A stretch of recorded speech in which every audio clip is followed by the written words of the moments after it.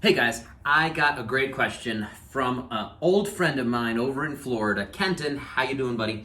He was asking about when he deadlifts, okay? He sometimes gets a little flare up on one side in the quadratus lumborum. Now, this guy's very educated. He knows what he does. He does his research, okay? He is into bodybuilding. So he's all about muscular development. And I appreciate that he came to me with this question, and I want to share this with you guys because this concept should apply to everyone, okay?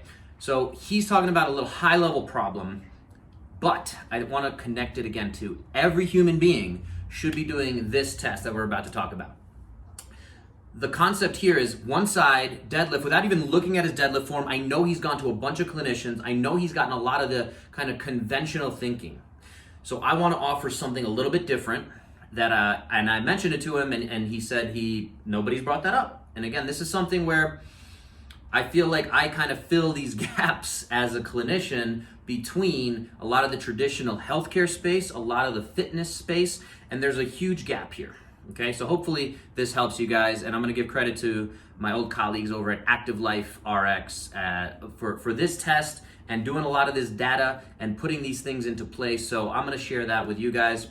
So what is it? What are we talking about here? Basically, when you have one side there might be some weakness. And when you're doing a deadlift, which is very sagittal plane, meaning it's very forward and backward, if you start developing issues on one side, there might be an imbalance. Just like if you're driving your car, right? All four tires have to move together. If one tire is a little bit off, the alignment's off, this is where, again, people have assessments, people come into these concepts. So what we're looking at here is a one-arm farmer carry, AKA a suitcase carry, all right?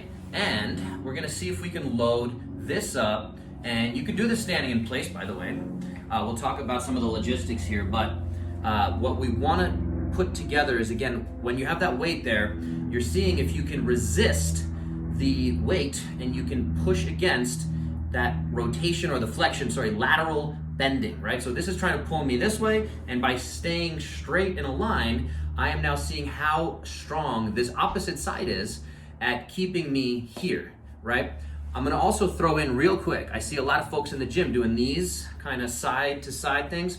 Not a huge fan of that. I don't think it's the best thing for your spine, and in fact, I'd rather you train the stability rather than moving through that motion. That's another video for another day. Happy to have that conversation if anybody wants to, okay?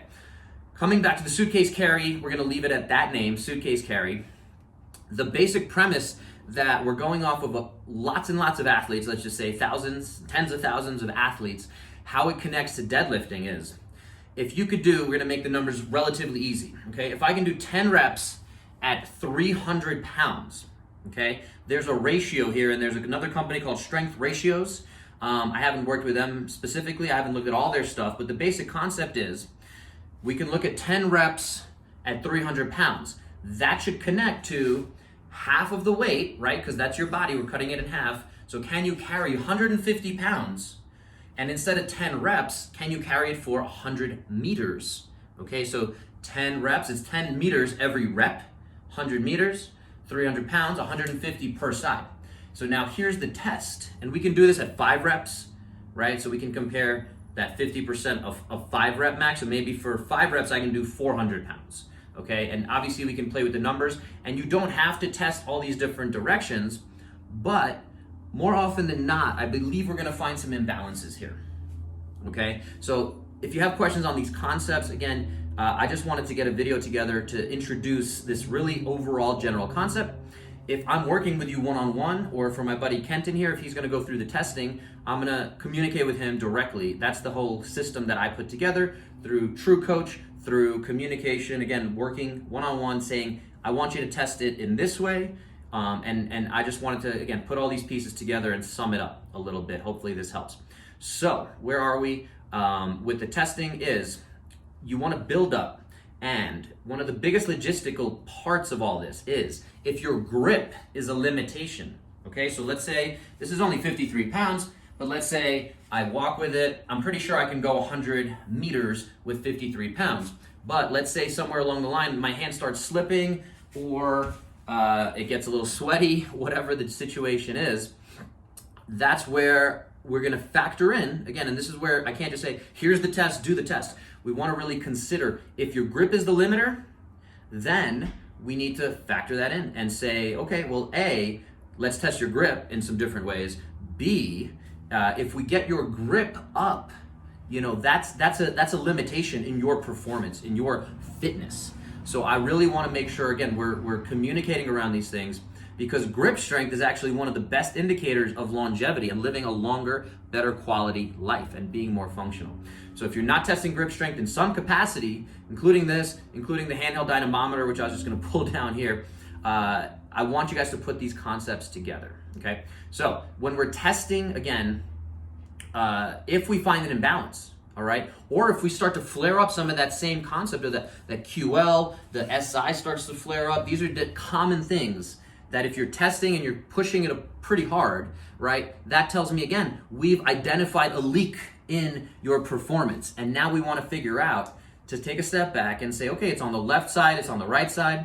Is it, how do we rehab? And again, it's going to depend on where we find your weakness or your imbalance. So coming back to it, if you're going to try this test, make sure you do it somewhere where you have fairly easy to measure your distance. So maybe go to a local football field or soccer field or whatever, or just be able to mark off 10 meters, 20 meters, 30 meters, that kind of thing. And then we're going to compare the left to the right, and we can build up weight. All right. And again, we want to kind of find your 50-meter max weight that you can do. A lot of, again, gyms, and another limitation here logistically is going to be the weights that we have. So for me, even here in my garage gym, I have 53 pounds kettlebell, 70 pound kettlebell. And then after that, if I wanted to go heavier, I have a 145 pound sandbag, but that's going to be really tough on my grip. And again, it's a huge jump as well. So different ways that we'd have to figure that out. There are those farmer handles that you can get if you go to some of these different gyms. A lot of CrossFit gyms will have some version of this, especially the better ones. So look for some of that stuff.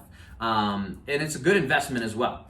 So all of these things wrapped up, hopefully this concept makes sense. If I missed anything, if you have questions, shoot them down below. The other last bit I wanted to connect this all with is, again, if we identify an imbalance, or even if you don't identify that imbalance just yet, it's still a really good thing to work in. And that's where I'm saying, if you don't want to go outside, it's getting cold, kind of where we are, but still sunny right now, you can just work in and just stay in one place and just work on marching, and you're still doing that same concept. The dynamic concept of walking is a really good way to do that as well. But even just standing here holding, it's gonna make me work.